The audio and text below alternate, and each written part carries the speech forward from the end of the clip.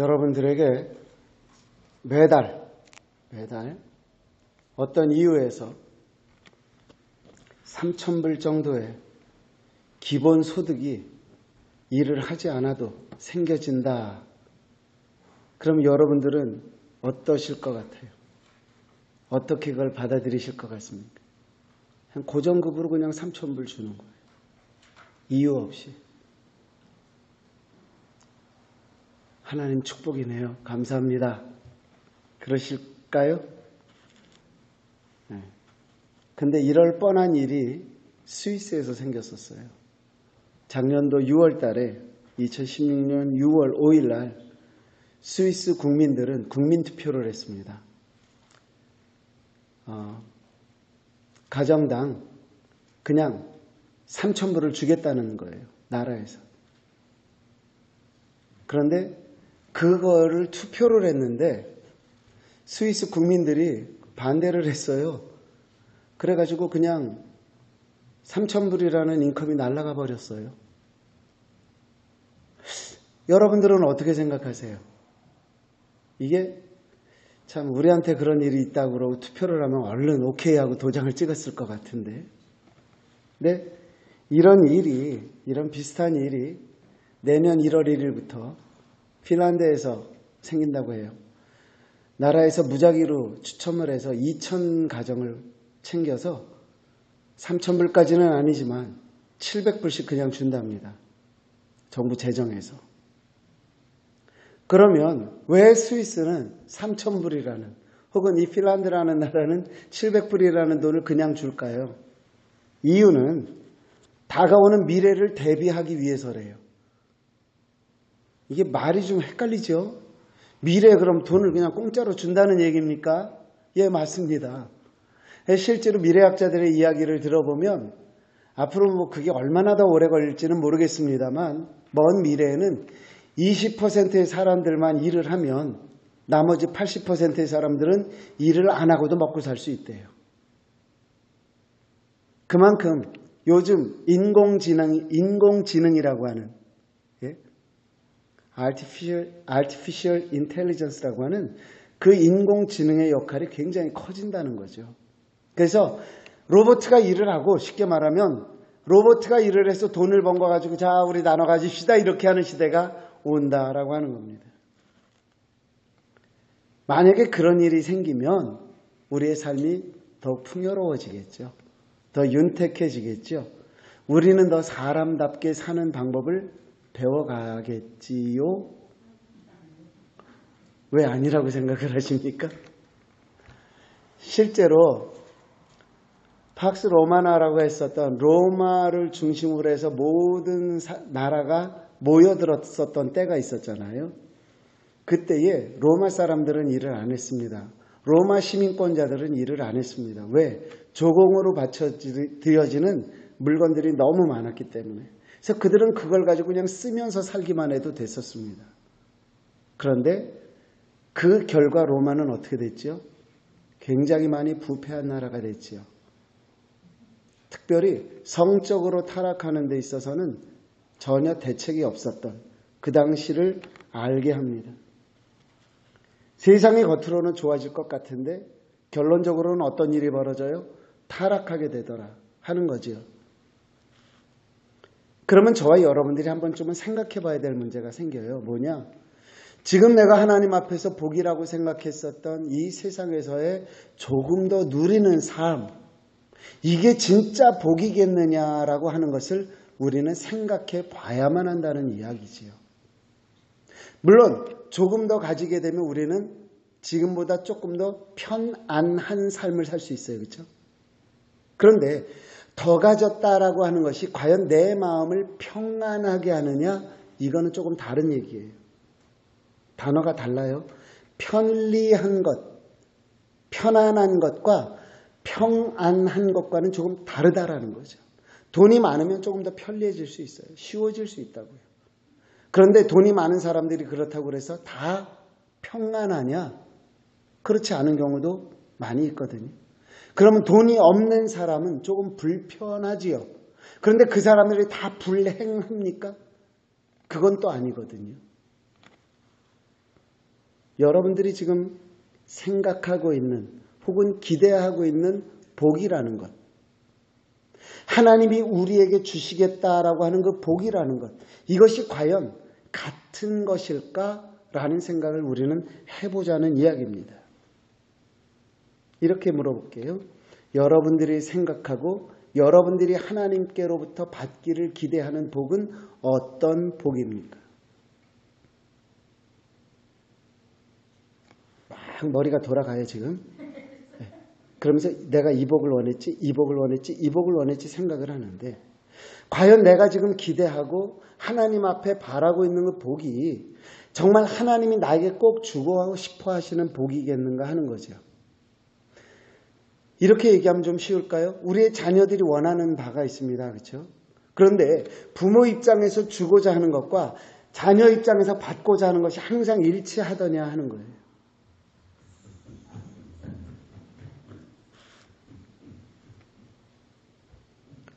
저는 그런 면에서 제가 오늘 제목을 짓궂게 잡았어요. 천국이 내 속에 있나요? 라고 했습니다. 근데 천국을 주겠다라고 하는 복, 천국 소유의 복, 그게 내 속에 있습니까? 라는 거거든요. 이 사실 천국 소유의 복은 어쩌면 우리가 겉으로는 원하지만 실제 우리가 원하는 건 세상적인 것이 더 많아서 세상적인 것이 이루어지지 않았기 때문에 천국이 내 속에 있다라고 하는 것에 대해서 우리가 기대하지도 생각하지도 않으면서 지나갈 때가 있었는지 모른다라는 거죠.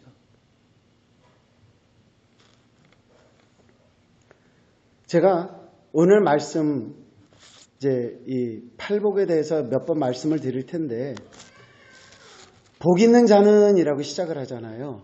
복이 있는 자는. 헬란 말로는 마카리오스라고 하는 말이에요. 근데 복이 있다라고 하는 이 말을 사실 잘 따져보면 헬라어 말에서는요. 여기서 말하는 복은 어떤 복이냐? 한마디로 말하면 최고의 복이에요. 최고의 복. 그런데 문법적인 구조를 통해서 이것을 우리가 풀어보면 어떤 형이 되냐면 명령어가 되기도 하고 선포가 되기도 해요. 그러니까 무슨 말이냐면 최고의 복이 있을지어다. 최고의 복을 받은 자여. 이렇게 되는 거예요. 최고의 복을 받은 자여. 최고의 복이 있을지어다. 그런데 이 마카리오스라는 말이 지나가면서 동시적으로 수반되는 건 뭐냐면 조건이 있어야 돼요. 복 받은 자야. 이런 조건이 되면 최고의 복이 있을지어다. 이렇게 되면 이거는요. 구약 성경도 똑같아요. 예를 들어서 이런 거죠. 내가 내 말을 듣고 행하면 내가 너에게 이러한 복을 주리라. 그렇죠? 내가 듣고 행하면 내 말을 지켜 행하면 다 그렇게 돼 있어요. 가정을 한단 말이에요. 이렇게 하면이라는 조건을 두고 하나님이 축복을 약속하셨어요. 요즘 세상은 바뀌었어요. 하나님과 내가 위치가 바뀌었어요. 그러니까 어떻게 해요? 하나님께서 이런 복을 나에게 주시면 내가 이렇게 하겠습니다. 안 그래요? 여러분 그럴 때 없으세요? 하나님 내가 선교에 대해서 막 불타는 열정이 떠오르고 있거든요. 하나님께서 나에게 물질을 허락하시면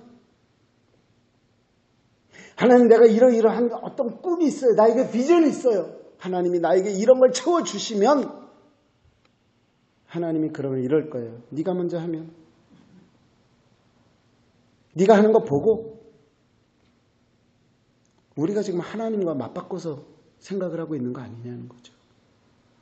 여러분 하나님이 주시고자 하는 복 받기를 원하십니까? 앞으로 수주 동안에 팔복을 말씀드릴 때에 여러분들이 이렇게 하면이라고 하는 이 조건을 한번 마음으로 받아들여 보세요.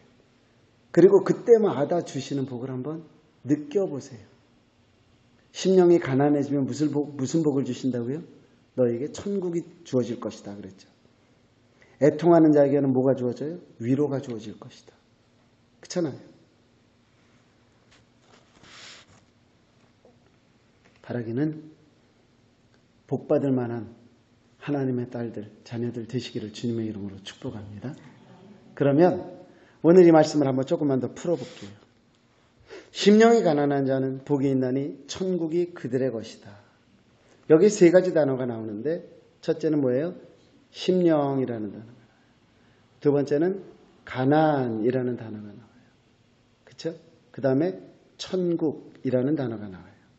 이 세 가지 단어를 풀면 우리가 하나님이 우리에게 주시고자 하는 그 최고의 복을 받을 수 있는 눈을 뜨게 되겠죠. 자, 그러면 첫째, 심령이 뭐냐 하는 거예요. 심령. 심령이 뭐예요? 예? 마음. 마음이에요. 그런데 사실 헬라어는 이걸 마음이라고 표현하지 않았어요. 헬라어는 푸뉴마라고 하는 말로 영이라고 표현되어 있고요. 조금 더 정확히 말하면 성령이고요. 이거를 구약 성경에서 하나님이 인간을 창조하실 때로 돌아가서 보면 그 코에 생기를 불어넣으셨다는 그 생기가 바로 오늘 말하고 있는 영이에요. 심령이에요.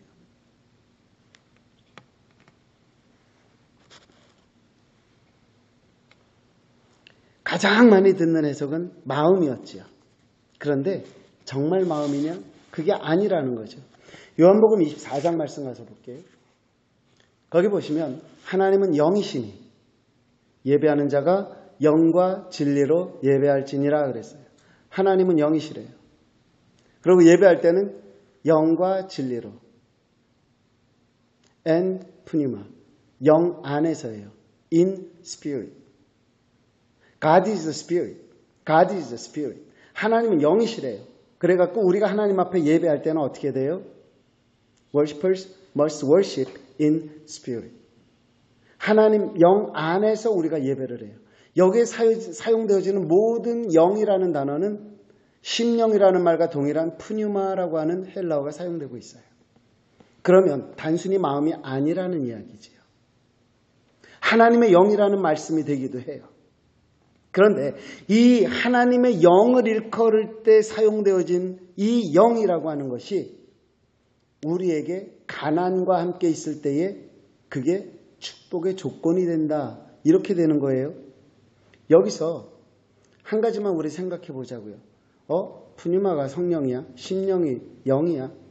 그런데 여러분들 한번 이렇게 떠올려 보십시오.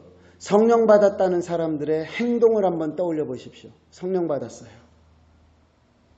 성령 받았대요. 펄쩍펄쩍 뛰고 난리가 났어요. 그런데 제가 이렇게 질문하죠. 성령을 받으면 교만할 수 있다 없다? 성령 받으면 교만할 수 없어요. 그렇죠? 왜? 하나님의 영이 뭐니까? 교만하지 않으니까. 오히려 어떻게 해요? 남을 섬겨요. 왜? 예수님도 너희도 이같이 하라 하셨거든요.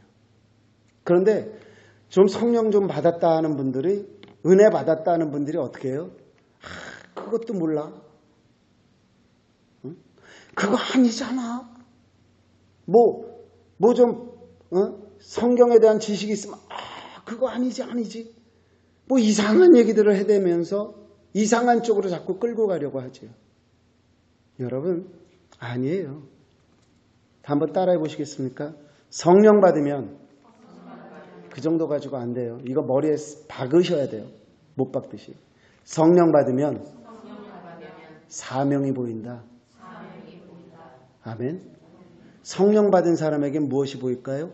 사명이 보여요. 왜? 성령이 누구의 영이니까?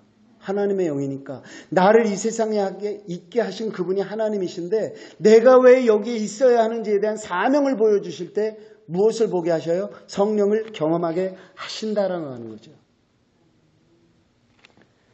우리가 잘 알고 있는 사건이 사도행전에 소개되고 있는 게 있어요. 사도행전 3장에 보면 베드로와 요한이 어느 날 아름다운 뷰티풀 게이트라고 하는 그 성전에 아름다운 문이 있는 그 예배당에 기도하는 시간이 돼서 기도하러 가죠. 그런데 그때에 가다가 보니까 안진뱅이가 있었다 그랬어요. 사도행전 3장 4절에 보니까는 베드로가 요한과 더불어 주목하여 이르되 우리를 봐라 이렇게 얘기를 하죠. 우리를 봐라. 이 안진뱅이가 싹 쳐다봅니다. 무엇을 생각하면서 쳐다봤을까요? 뭘 좀 주려나? 기대가 있었어요. 받고 싶은 기대가 있었잖아요. 그때 베드로가 이렇게 얘기를 합니다. 6절에 있는 말씀 보니까 은과 금은 내게 없거니와 내게 있는 이것을 내게 주노니 나사렛 예수 그리스도의 이름으로 일어나 걸어라 라고 말을 합니다. 그러면서 그의 손을 잡아 일으킬 때 그가 일어나서 걷기도 하고 뛰기도 하며 그 다음에 일어나는 일이 뭐냐면 그 회당 안에 들어가 하나님에게 영광을 돌렸다. 이렇게 되거든요. 자, 저 보세요. 이 사람은 태어나면서부터 안진뱅이였잖아요. 그럼 그날 거기에 처음 와서 앉은 걸까요? 아니요. 왜? 왜 그렇게 생각하세요? 태어나면서부터 안진뱅이였으니까. 어차피 자기 힘으로 와 있는 건 아니니까. 그리고 그들이 구걸하기에 제일 좋은 장소는 바로 예배드리러 가는 그 자리였으니까. 제일 많이 빠지지 않고 가니까 그 자리에 갔을 거예요. 거꾸로 베드로와 요한이 그날 처음으로 그 회당에 기도하러 올라갔을까요? 그것도 아닐 것 같아요. 그러면 우리는 생각해 봐야 돼요. 그 사람은 항상 그 자리에 있었고 베드로와 요한은 항상 예배를 드리러 회당에 올라갔는데 왜 하필이면은 그날 그 자리에서 그 사람을 다시 한번 눈여겨보게 되었느냐 하는 거죠. 도대체 베드로에게 그 전에 있었던 일은 무엇이고 왜 무슨 일이 있었기 때문에 before, after가 생겼느냐 하는 거죠. 그 사람 그 자리에 있었어요. 근데 그 사람이 보이지 않았던 before가 있어요. 그런데 느닷없이 그 사람이 보였어요. after가 있어요. 무엇이 차이일까요? 이 사도행전 2장을 바라보면 알겠죠. 무슨 사건이 있습니까? 사도행전 2장 1절에 있는 말씀.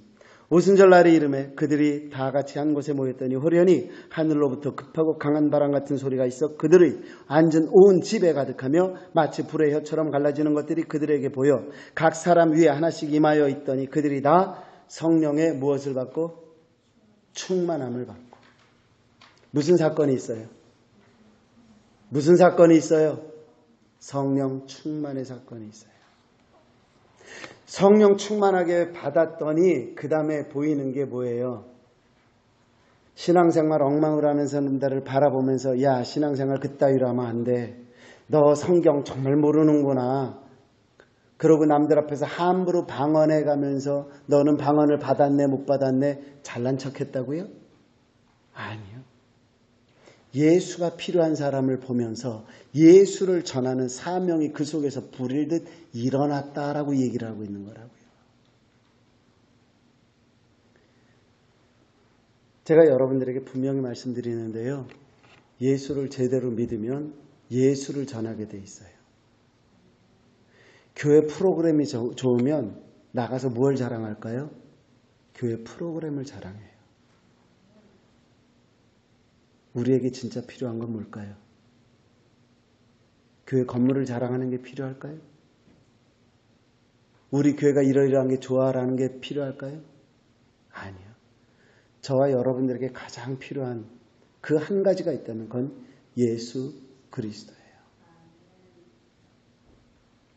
예수 그리스도를 아무나 믿는다고요? 아니요. 성령께서 내 마음을 만져주셔야 믿어져요. 그러지 않으면 못 믿어요. 어떤 스님이 성경을 5번 읽었대요. 솔직히 말해보세요. 여러분들 중에 성경 5번 읽으신 분? 참 힘들어요. 그렇죠? 근데 그분 5번 읽었대요. 그것도 몇 년 사이에. 그런데 그분이 하시는 말씀 뭐예요? 하나님이 안 믿어진대요. 그러면 여러분 하나님 믿으시니까 이 자리에 오셨잖아요. 그렇죠? 성경 5번 안 읽었는데도. 그게 무슨 말이에요? 은혜예요. 내가 하나님이다라고 보여주시는 건 은혜라고요. 내가 믿을 수 있게 하시는 건 은혜라고요. 그 하나님께서 여러분들을 쓰시겠다고 성령을 부어주시면 잘난 척하게 되는 것이 아니라 뭐가 보여요? 사명이 보인다고요.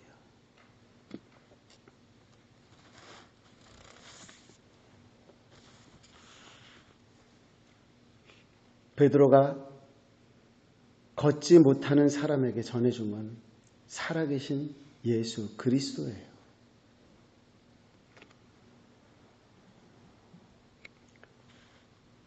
성령이 우리와 함께 하지 않으면 우리는 아무것도 아니다. 그래서 오늘 말씀을 굳이 바꾼다면 성령이 가난한 자, 말이 좀 이상하죠? 근데 성령에 대한 궁핍함이 있는 자는 복이 있는 거예요. 말이 안 돼요. 그렇죠? 아무리 생각을 해도 성령이 가난한 게 복이다. 그럼 이제 가난을 또 풀어보면 되겠죠. 그렇죠? 심령이라고 하는 건 단순한 우리의 감정적인 마음이 아니에요. 분명히 푸뉴마 성령이에요. 하나님의 영에 대해서 가난한 자가 도대체 그럼 뭘까요? 가난이란 말을 풀어보면 되죠. 가난이라고 하는 건 두 가지로 설명할 수 있어요. 하나는 없다. 하나는 간절하다. 자, 가난 그러면 우리 일반적으로 뭐를 생각해요? 없는 거예요. 뭐 딴 거 생각할 거 없어. 복잡할 것도 없어. 가난 아주 심플해요. 그런데 만약에 오늘 이 헬란 말이 가난이라고 하는 말이 물질적으로 없는 것이다 그러면 오늘 이 구절에서 쓰여지는 헬란 말 쓰지 않아요. 판토테라고 하는 말을 쓰고 있는데 이 말은 물질적인 가난인데 오늘 본문에서는 판토테를 쓰고 있지 않아요. 오히려 여기서 쓰여지고 있는 단어는 전혀 다른 느낌을 가지고 있어요. 여러분 부자와 거지 나사로의 비유 아세요? 거기에 보면 이 똑같은 단어, 오늘 가난이라는 단어가 이렇게 쓰여집니다. 누가복음 16장 19절 이하에 있는 말씀인데요. 한 부자가 있어 자색옷과 고운 베옷을 입고 날마다 호화롭게 즐기더라. 그런데 나사로라 이름하는 한 거지가 헌데투성이로 그의 대문 앞에 버려졌다 그랬어요. 여기에 나오는 거지라는 단어 있죠. beggar라고 하는 단어. 이 거지라는 단어가 마태복음 5장 3절에 가난이라는 말과 동일한 단어예요. 그러니까 가난하다라는 얘기는 쉽게 말하면 뭐다? 없다. 다른 말로 거지다. 그런 뜻이에요. 그러니까는 성령에 관해서는 내가 어떤 존재다? 거지 같은 존재다. 우리 거지, 이 말을 조금만 더 제가 풀어갈게요. 한마디로 가난하다라는 말을 반복해서 설명을 드리면 없는 거잖아요. 그렇죠? 그런데 하나님이 말씀하실 때에 하나님이 보실 때에 없다 혹은 있다라고 하는 것이 저와 여러분들의 눈이 보는 그 없다, 있다라는 것과 같으냐 다르냐를 먼저 생각해 봐야 되겠죠. 자, 저 사람은 있어. 그걸 누가 알아요? 더군다나 그게 성령에 관한 부분이라면. 아, 저 사람은 진짜 하나님에게 복받았어. 저 사람은 이러이러했더니 정말 복받았어. 그 사람이 가진 것 가지고 하나님께 복을 받았네 안 받았네 우리는 이야기하잖아요. 자, 제가 이렇게 물을게요. 성령 충만하다. 그럼 세상에서 복 받는다 못 받는다? 일반적으로 우리가 생각할 때 예? 성령 충만한 자가 세상의 복을 받아요 못 받아요? 예? 못 받아요? 그럼 절대로 우리 성령 충만해지면 안 되네?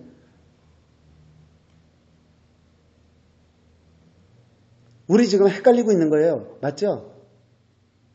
지금 여러분들 헷갈리는 대답을 하고 있다고요. 이 목사가 지금 물어보는 저희를 몰라서 이건가? 그러지 마시고 여러분들이 지금 내가 가지고 있는 생각을 한번 정리해 보세요. 신앙생활 제대로 하면 세상에서 복 받는다 못 받는다? 받는다. 우리 지금까지 그렇게 믿고 있잖아요. 그렇죠? 아니 안 받을 수 있다. 그렇게 자꾸 어디 뭐 피하지 말고 지금 내가 생각하는 거는 뭐냐고요. 신앙생활 제대로 하면 복 받는다. 아니면 못 받는다. 예? 세상에서 제대로 된 축복 못 받으려면 뭐하러 내가 지금 미쳤다고 신앙생활을 해야 되나. 그런 갈등할 수도 있잖아요. 헷갈릴 거 아닙니까? 자, 성경 한 곳 보겠습니다. 요한계시록 3장 17절에 있는 말씀 보면 라오디게아 교회를 향한 하나님의 말씀입니다. 내가 말하기를 나는 부자라 부유하여 부족한 것이 없다 하나 내 곤고한 것과 가련한 것과 가난한 것과 눈먼 것과 벌거벗은 것을 알지 못한다 라고 얘기하셨어요. 이 말은 뭐예요? 내가 세상에서는 다 가진 것 같아요. 우리 표현으로 하면 예수 잘 믿고 복 받았다 이거죠. 그런데 하나님이 보실 때에 웃기고 있네 라고 말씀을 하시는 부분이다라는 거예요. 지금 하나님의 관점에서 부유한 것과 가난한 것이 우리와 다른 부분이 있다라고 하는 거죠.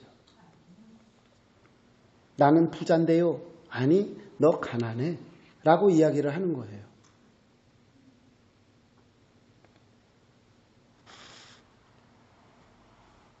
예수님도 그런 말씀 하셨잖아요. 어떤 부자가 농사를 지었는데 풍년이 들었어요. 그래서 야, 창고를 더 지어라. 그래서 내 창고마다 잔뜩 쌓아놔야 되겠다. 그때 주님이 말씀하시는 게 누가복음 12장 20절에 있잖아요. 어리석은 자요, 오늘 밤에 내 영혼을 도로 찾으리니 그러면 내 준비한 그것이 누구의 것이 되겠느냐. 아니, 많이 가졌다고요. 그래서 내가 그걸 여기저기 싸놓겠다고 말을 하고 있다고요. 그런데 예수님은 팔짱 딱 끼시면서 하시는 말씀이 멍청한 놈 이러고 계시는 거잖아요. 지금 세상에서는 많은 것을 가진 것 같은데 하나님 보시기에 그는 없단 말이죠. 불쌍하다는 거죠. 그거는 부유한 게 아니다.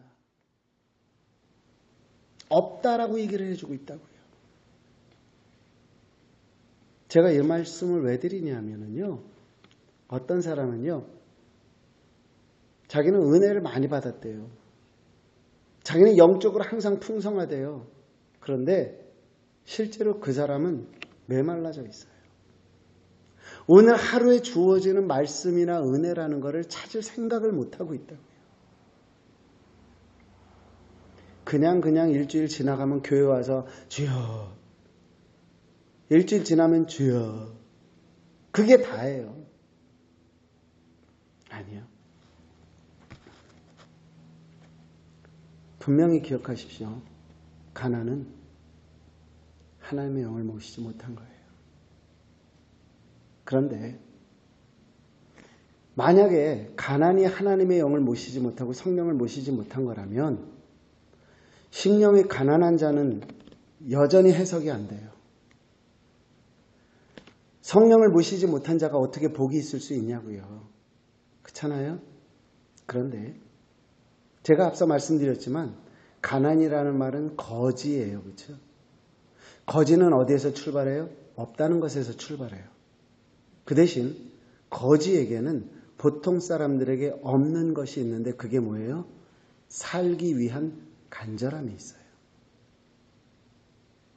그 살기 위해 무언가를 찾는 데는 절박함이 있다고요.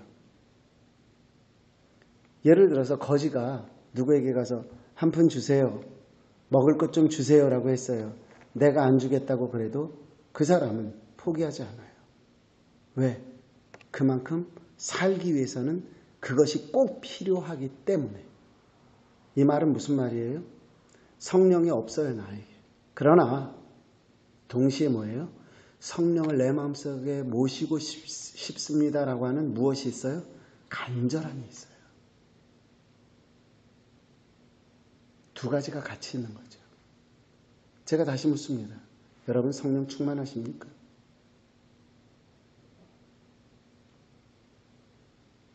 그럼 성령 충만함을 소원하는 그 간절함은 있습니까?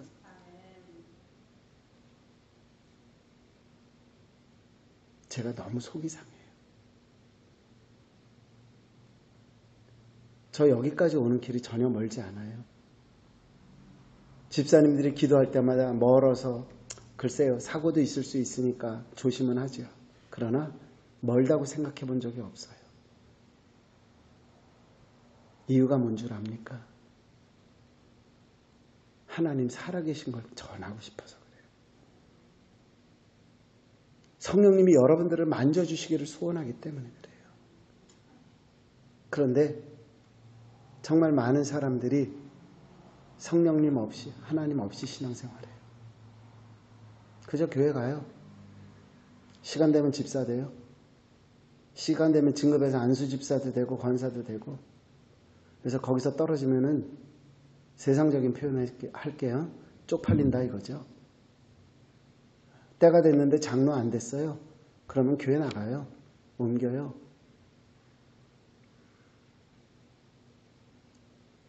여러분 그거 중요해요? 정말 중요합니까?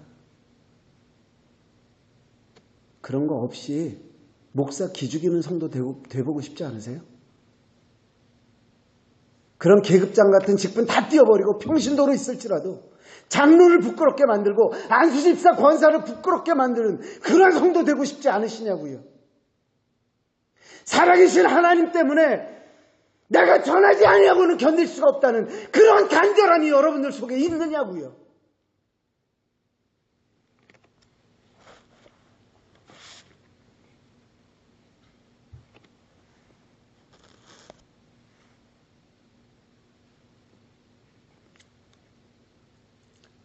문둥병자가 당시에는 격리돼서 살았잖아요. 그런데 이 문둥병자들이 예수님을 찾아와요. 살려달라고. 근데 가까이 가면 사람들한테 옮을까봐 또 맞아 죽을까봐 멀리서 소리를 질러요. 예수님, 예수님, 우리를 불쌍히 여겨주세요. 여러분들이 그들의 그 간절함을 아시냐고요. 예수님을 만나야만 해결된다라는 그 간절함이 여러분들 속에 있느냐고요. 12해를 혈류병을 앓았어요. 얼마나 부끄럽습니까?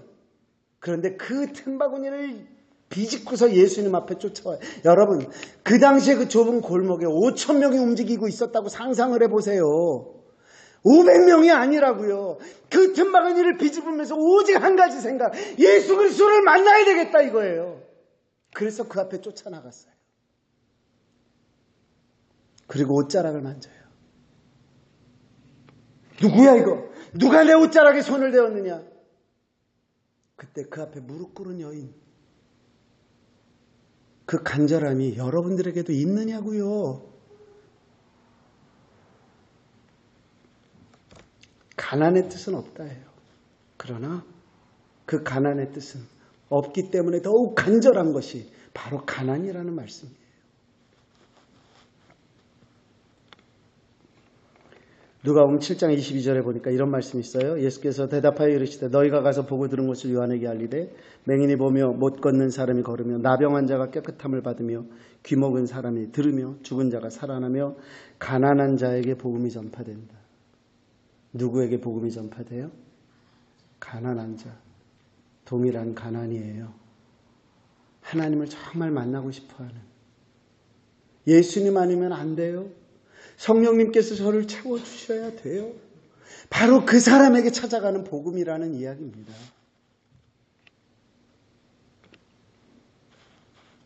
여러분은 어떻습니까? 정말 여러분들에게 예수 그리스도는 간절함의 대상입니까? 하나님은 간절함의 대상입니까? 그거 없으면 신앙생활 정말 힘들어요. 우리 옛날에 그 얘기 많이 들었잖아요. 딸아이가 교회를 간다고 그래서 아빠가 머리를 잘라버리기도 하고 두들겨 패기도 하고 결혼을 했는데 부인이 교회 간다고 그래서 성경책을 도끼로 찢기도 하고 얘기 못 들으셨어요? 들으셨죠? 도대체 그들은 왜 그렇게 절박했을까요? 왜 그렇게 교회를 가서 그들은 울면서 콧물 범벅이 돼가면서 울면서 기도를 했어야만 했을까요?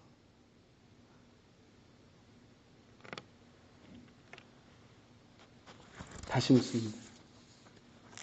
여러분, 성령님을 모시기 위한 그 간절함이 여러분들 속에 있습니까? 이 순 엉터리예요. 신앙생활하는 게. 뭐냐면 어느 날 하나님이 알아서 와서 탁 해가지고 나를 좀 뒤집어줘가지고 뭐 이런 식이에요. 아니요. 성령은 귀신하고 달라요. 그분은 인격적이셔요. 초청하셔야 돼요. 여러분 혼자 기도하실 시간 있을 때 성령님, 이 시간 내가 성령님께서 내 속에 들어와 주시기를 원합니다. 저를 만져주세요. 제 속에 들어와 주세요. 저의 주인이 되어주세요. 그렇게 기도하세요. 소리 바락바락 지르지 않아도 조용한 속에 내가 그분을 모시기를 원한다고 초청을 하면 그분 오세요. 자, 성령이에요. 가난해야 돼요. 무엇을 인정해라? 없다라는 걸 인정해라. 그거로 충분하지 않다는 얘기예요. 어떻게 해야 돼요? 가득 차고 넘쳐야 돼요. 그러기 위해서는 우리에게 무엇이 필요하다? 간절함이 필요하다. 물이에요. 이 속에 물이 있어요? 없어요? 있어요. 제가 이걸 좀 마시겠습니다. 줄었어요? 안 줄었어요? 줄었어요. 그런데 우리가 이거를 채워놓지 않으면 충만이라는 단어는 없는 거예요. 성령님은 한 번 들어오셔서 우리 속에 내주 내재하시지만 우리가 항상 그분으로 더불어 동행하기 위해선 성령의 충만함을 입으라 그랬거든요. 계속해서 구하라는 이야기예요. 은혜 받고서 10년 지났는데 아직까지 성령 안 채웠으면요, 성령이 없다는 건 아니죠. 구원의 확신은 있을 테니까. 그러나 성령의 인도하심대로 인도함을 받기에는 턱없이 부족하겠죠. 여러분들에게 성령을 향한 간절함이 있게 되시기를 주님의 이름으로 축복합니다. 이렇게 됐을 때에 우리에게 무슨 복을 주신다? 천국을 주신다. 천국이 저희 것이다 라고 말씀을 하셨어요. 자, 제가 이렇게 질문합니다. 천국이 여러분들이 소원하는 복입니까? 예? 진짜요? 아니, 만국 아니고요. 10만국 아니고요. 진짜 천국이에요. 세상에서 복 아니고요.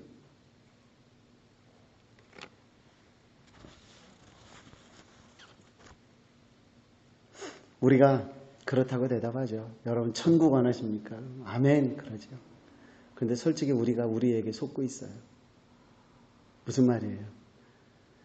들을 때는 천국을 소유하기를 소원하는데 현실로 돌아가면 무엇을 원한다? 천국보다는 천부를 원해요. 그렇죠? 솔직히요. 안 그러세요? 저는 그래요. 그럴 때가 많아요. 현실에 부딪히다 보면. 그러니까 우리가 성령 받아야 된다는 거고요. 우리가 깨어 있어야 된다는 거 아니겠습니까? 오늘 본문이 말하는 천국이 뭘까요? 우리 단어는 하나예요. 천국. 그런데 이거를 헬라어에서 보면 세 가지 단어로 돼 있어요. 바실레이아라고 하는 단어가 돼 있고요.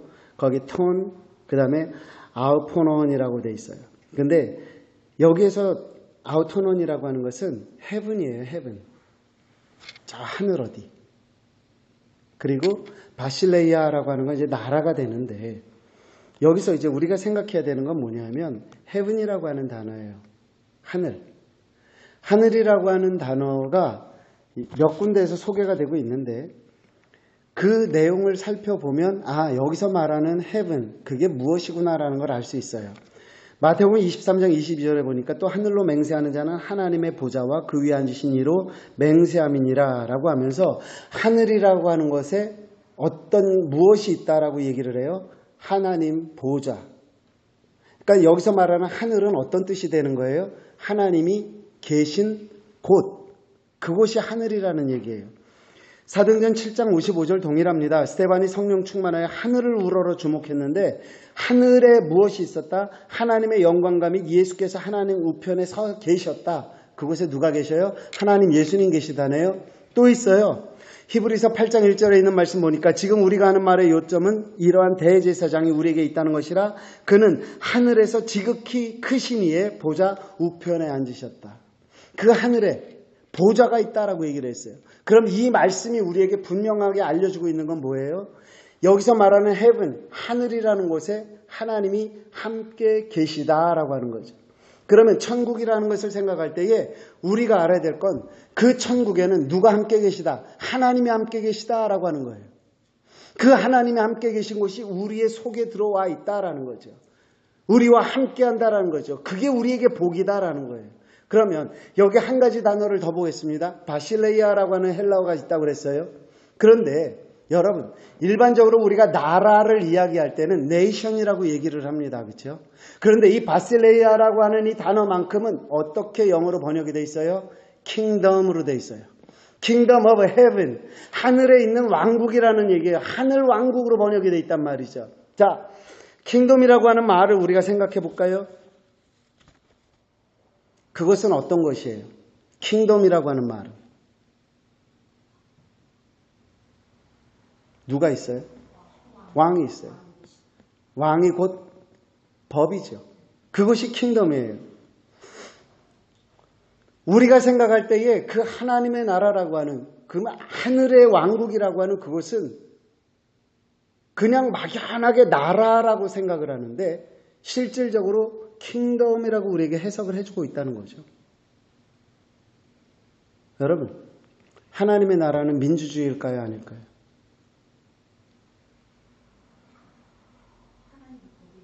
하나님이 법이니까 민주주의예요? 아니에요? 죄송하지만 하나님의 나라는 민주주의가 아니에요. 자, 애굽의 이스라엘 백성들이 수십만이 있습니다. 그렇죠? 예?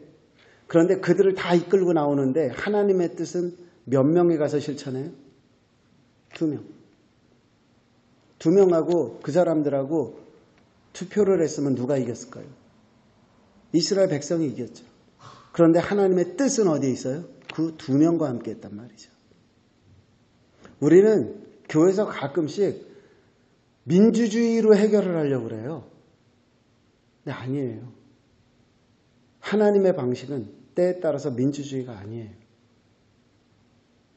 문제는 우리가 하나님의 뜻을 모르기 때문에 민주주의로 가요. 하나님의 뜻을 알면 민주주의로 안 가요. 그럼 어떻게 해서 하나님의 뜻을 알고 가느냐? 저는 쉽게 얘기해요. 하나님의 뜻은 몇 개다. 하나님의 뜻은 몇 갈래 길이다. 한 갈래밖에 없어요. 최선의 방법은 뭐다? 만장일치예요. 최선의 방법은 만장일치예요. 힘들죠.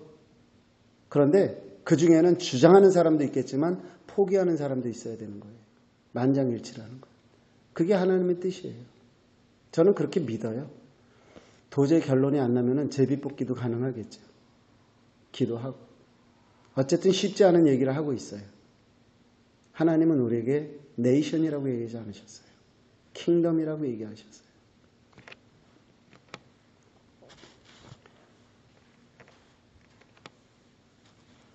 그 하나님의 나라가 우리의 속에 오는 것.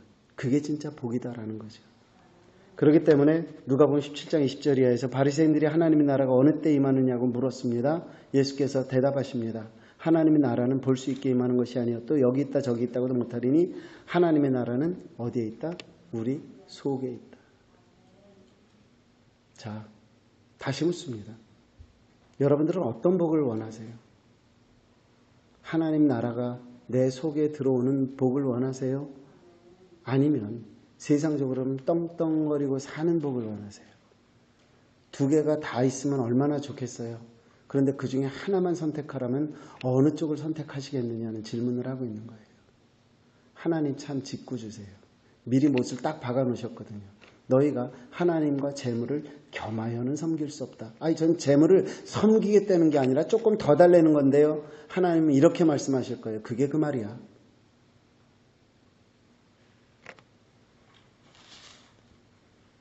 여러분들의 왕은 누굽니까? 솔직하자고요. 여러분들의 왕은 누구예요?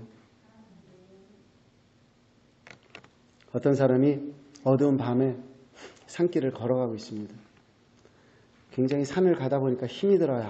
좀 이러고 있는데 뒤에서 자동차 불빛이 딱 비치는 거예요. 저거 좀 얻어 타야 되겠다. 차가 딱 오는데 길을 탁 막아줬어요. 그래서 나 좀 태워달라고 했더니 타시라. 딱 탔는데 술 냄새가 진동을 하네. 이 사람이 술을 마신 거예요. 산길을 가야 되잖아요. 꼬불꼬불 가는데. 그러다가 이게 옆에 또랑으로 푹 빠졌어요. 대책이 없는 거죠. 대책이 없어요. 그래서 내가 좀 해보겠다 그랬더니 내가 한다고. 당신 하자죠.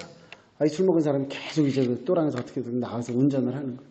그러다가 어디에 가다가 탁 걸렸는데 이게 벼랑으로 떨어질 만큼의 위기가 됐어요. 이제 술 먹은 사람이 아무리 해도 안 되는 거예요. 그러니까 이 사람이 내가 좀 해드릴까요? 내가요 이래봬도요 저 트레일러도 몰 줄 알고 차는 내가 다 움직일 줄 알아요. 이거 내가 뺄 수 있으니까 내가 할까요? 자기가 해도 안 되거든요. 해보라고. 그래서 이 사람이 이걸 차를 쫙 뺐어요. 이거 내가 운전하고 갈 테니까 당신이 이쪽 조수석에 앉으라고. 그러고 딱 떠나는데 옆에서 왜요? 그 어려운 데서 차를 빼는 거 보니까 순간적으로 마음이 놓인 거예요. 그러니까 편안한 거예요. 눈 딱 떴더니 집 앞이야. 이 말을 왜 해요? 오늘 세상 우리가 여기저기 신경 쓰면서 살다가 우리는 우리 모르는 사이에 술 먹은 사람처럼 방향도 잃어버리고 방법도 잃어버리고 살아가요. 내 인생은 왜 이렇게 깜깜하기만 한 거야? 조그만 불빛에 의존해서 가기에는 힘이 너무 들어요. 근데 우리 주님이 말씀하세요. 나한테 맡겨. 내가 네 삶의 왕이 되어줄 것이고 내가 너를 안전한 데까지 데리고 갈게.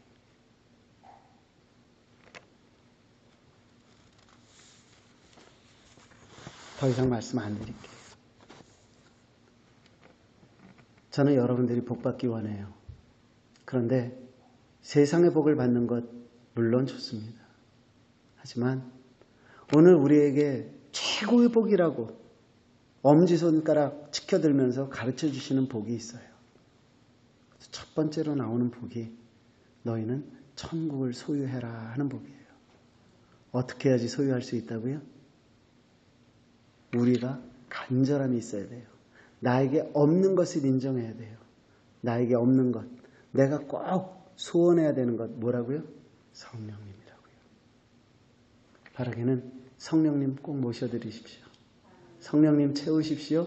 그로 말미암아 주어지는 하나님의 복을 받아서 하나님 믿는 사람답게. 거기에 보면 이 똑같은 단어, 오늘 가난이라는 단어가 이렇게 쓰여집니다. 누가복음 16장 19절 이하에 있는 말씀인데요.